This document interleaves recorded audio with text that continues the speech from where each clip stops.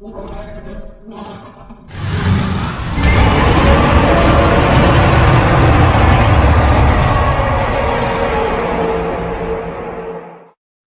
up, everybody? Welcome back to another Spore Showcase video.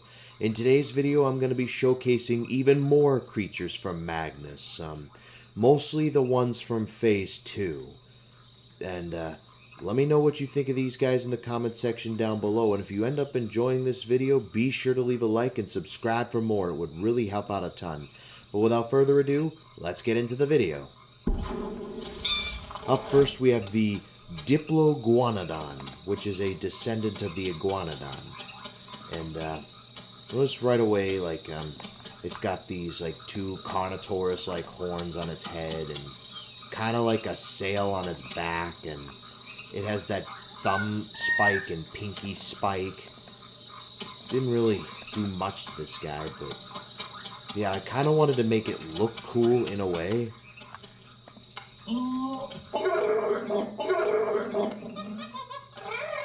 But yeah, the color scheme, I kind of like the color scheme. It looks like really golden, you know, and it's just, I don't know.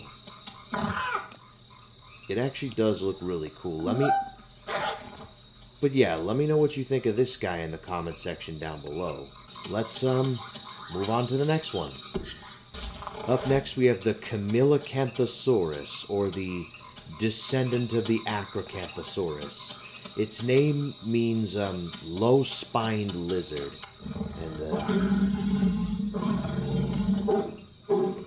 and I didn't really do much to it. It kind of just looks like an Acrocanthosaurus with a horn, you know.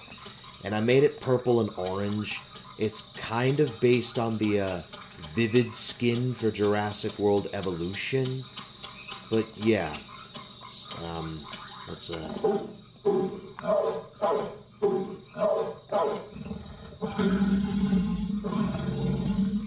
yeah, let me know what you think of this guy in the comment section down below. I really like the orange eyes that are there too, and the sail on its back, and yeah. And without further ado, let's move on to the next one. Up next, we have the Tranquillisaurus, or the descendant of the Sauropelta. Now with this guy, I kind of wanted to make him like a, you know, like these things on its back actually release a gas that calms creatures down, you know, and it can also turn creatures against each other as well. Yet it doesn't have armor, but it has that gas to make up for it, you know. Yeah, it looks really cool in my honest opinion. I mean, it's got the shoulder plates that the Sauropelta has, but you know, that's really about it.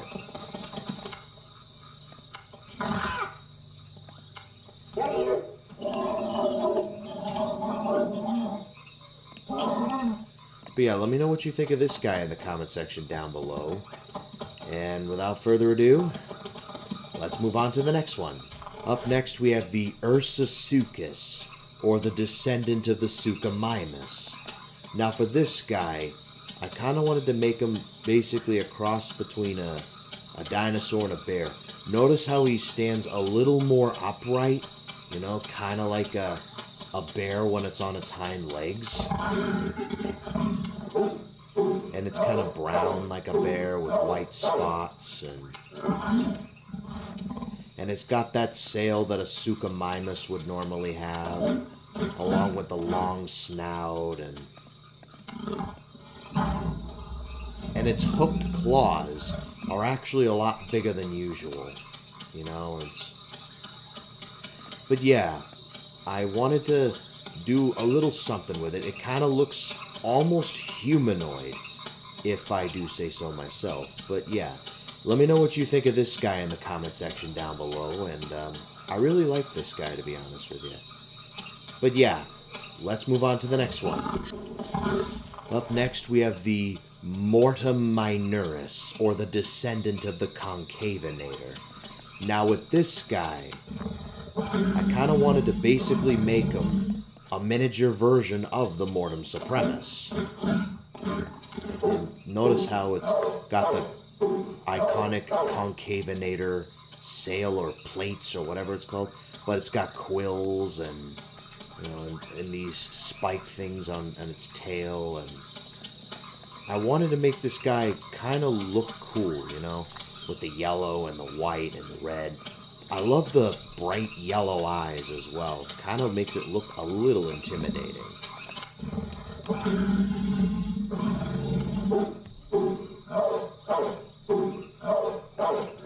But yeah, let me know what you guys think of this creature in the comment section down below. And yeah, let's move on to the next one. Up next we have the Pyrorex, or the descendant of the Lythronax. Now this guy is basically the desert Deus Tyrannus. Though it's not quite as large as the Cryotyrannus or Deus Tyrannus, only coming in at about 35 feet long, I think. But in its own right, it's actually pretty big. I would go on to say that it's probably the dominant predator of the desert regions of Magnus. You know, it's, you know how I added feathers on its hands, basically, and on its tail and whatever. But yeah, let me know what you guys think of this creature in the comment section down below. The Fire King, if you will. But yeah, without further ado, let's make it do something else. What about this? Let's move on to the next one. Up next we have the Debilitodon, or the descendant of the Trollodon. Now for this guy, I wanted to make him look intimidating, you know, because it's mostly a night creature. Now, let me tell you a fun fact about the Trollodon. I wanted to get a Trollodon in Planet Magnus. But what I was originally planning was to have it have two subspecies, kind of like what I did with the Dilophosaurus. I was going to have two species, the Trollodon diurnus and Trollodon nocturnus. Diurnus would be this daytime predator, a little bit larger, it kind of around the size of a Camiloraptor, and yeah, they would hunt in groups of 4 to 6 members, and they would hunt during the day. And then Nocturnus would be this smaller dinosaur, only coming around 3 feet tall, like more like a scientifically accurate velociraptor. And judging by the name Nocturnus, this creature would only come out at night, you know?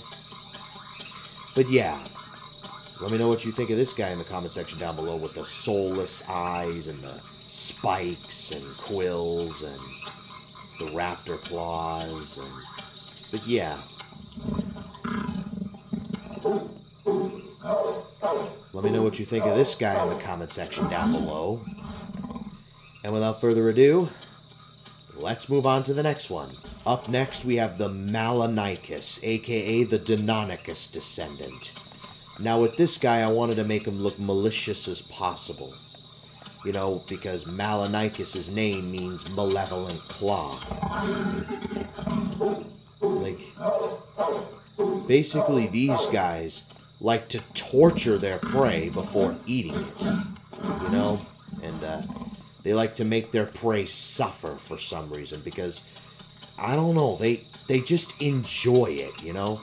It makes the hunt more interesting, if you catch my drift.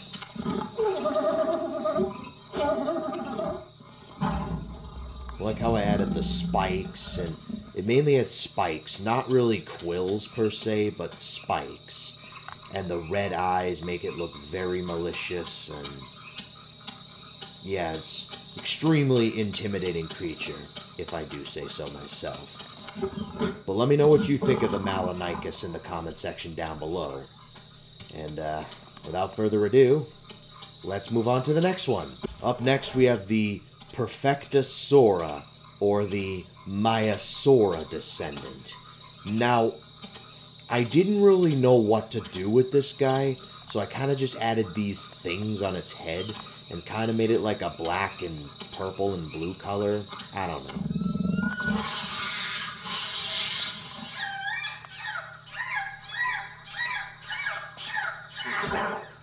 I don't know why it sounds like an amphibian. I guess it was because that was the only mouth that could, suit it, you know? But yeah. Let me know what you think of this guy in the comment section down below. And,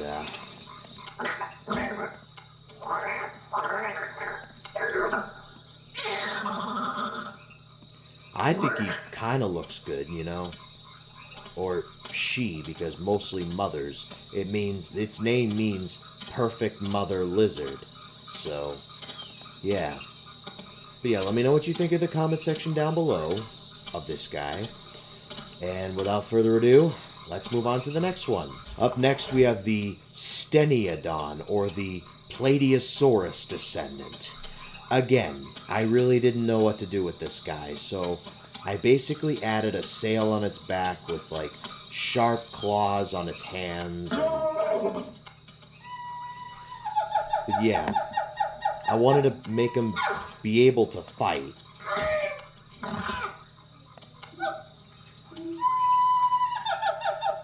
Looks like he's ready to fight.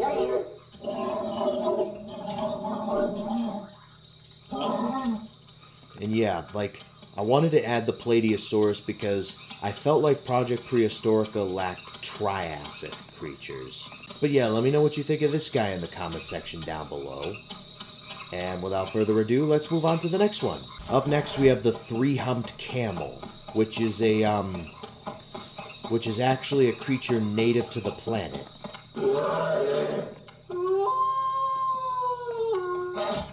I don't know what its scientific name would be, but yeah, I'm thinking Threehumped Camel is good enough for me.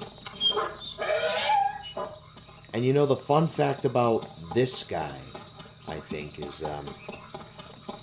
use 2 humps to store water and 1 hump to store something else. I forget what it is. I might have to watch the video, or I could just look in here. No, never mind, it just says. I'll have to watch the video again, see what the 3rd hump does. It does something special, I know that much.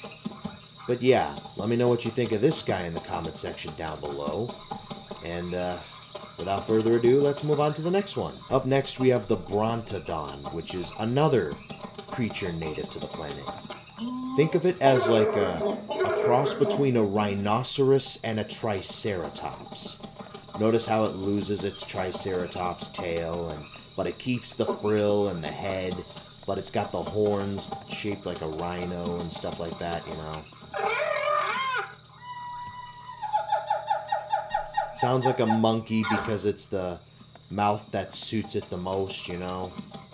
And I kind of like the color scheme, like with the light blue and the dark gray, and I really like it. It really looks nice. But yeah, let me know what you think of this guy in the comment section down below. And without further ado, let's move on to the next one. Up next, we have the Sky Monkey. Now with this guy, he's another native creature to the planet. He's basically, you know, he kind of looks like the flying monkey from The Wizard of Oz mixed with a rabbit. But yeah, they're not that big. They're only about a foot tall, I think. And they're more adorable than terrifying, you know? It was about time I made creatures that looked a lot more terrifying, you know? Or cute, I meant. I always make terrifying looking dinosaurs or creatures or whatever. But yeah, let me know what you think of this guy in the comment section down below. And without further ado, let's move on to the next one. Up next, we have the Shinigamioraptor, not to be confused with the Shinigamiosaurus. Now, if you remember correctly, the Shinigamioraptor is actually a Magnusian turned into a raptor, or a dinosaur, or whatever. It's kind of, you know, part Shinigamiosaurus, part Malanychus, part Malanychus. And it's also part Magnusian. Notice the more humanoid hands, you know. But it looks very raptor-like, you know. And since I made the Shinigamiosaurus black and red, I kind of made the Shinigamioraptor black and green for some reason. And it looks absolutely terrifying in my opinion. I love how I use the spikes and the quills and the feathers to an extent. And I think it's just an overall great looking hybrid, you know? I can't wait to utilize these in the novel that I'm creating, you know? And I've been working on the final draft for Chapter 1. Expect that to come out soon. But yeah, let me know what you think of this guy in the comment section down below. And without further ado, let's move on to the next one. And last but not least, we have the final boss, the Shinigamio Rex. Now, with this guy, he looks absolutely terrifying in my opinion. The spikes and the sharp claws. I mean, I guess the hybrid would be a cross between a Shinigamiosaurus, a Deus Tyrannus, and a Mortem Supremus. Maybe a little hint of Mortem Supremus. You got the hands that the Mortem Supremus would have, the spikes that come from the Shinigamiosaurus, and the body of a Deus Tyrannus. And it's actually larger than both apex predators, if you're wondering. And it's supposed to be like the leader of the Shinigamioraptors and stuff like that, you know? And I love the red, purple, and yellow. What I was kind of going for with this guy was basically the Deus Tyrannus, except inverted. You know, the purple over here and the red over here. But yeah, let me know what you think of this guy in the comment section down below.